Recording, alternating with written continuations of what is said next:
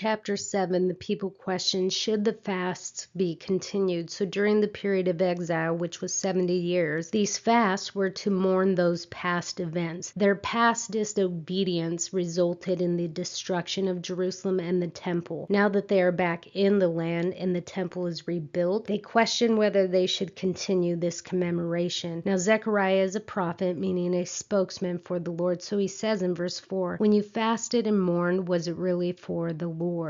Verse 6, when you were eating and drinking, were you not just feasting for yourself? So he's confronting the people and priests with the selfish motives of their self-righteous fasting. Their fasting has become religious. It's just an outward display to make them look holy, but in reality, it was for their own pleasure, eating and drinking. So just because we do the religious stuff doesn't make us holy. God knows and sees the internal, not the external. When the heart is right, then the ritual is right. Before captivity, their hearts weren't right, which is why they went into exile. So Zechariah is encouraging them to show obedience from the heart. So in verses 9 and 10, God says, display justice, kindness, and compassion, display mercy. So get your heart in the right place. That's what God would have preferred from the beginning, but pre-exile, they were living their lives wrong, doing rituals when their hearts were wrong.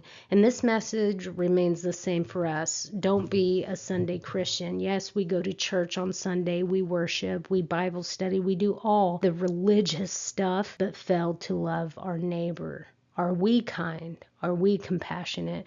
Jesus actually says this to the Pharisees in the New Testament. The kind of obedience God expects from his people is to do justice, to love kindness, and to walk humbly with God. It's no good to offer sacrifices without obedience. Chapter 8.